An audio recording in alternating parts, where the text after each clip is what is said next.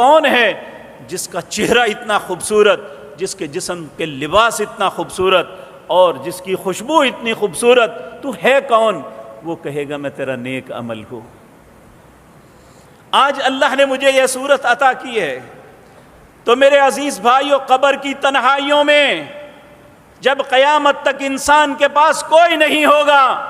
انسان کا نیک عمل اس کا ساتھ دے گا، اس کے ساتھ ہوگا۔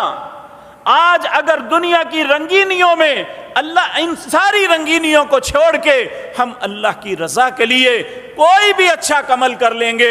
وہ عمل ایک خوبصورت انسان کا روپ دھار کے ہماری قبر کے اندر ہمارا ساتھ دے گا۔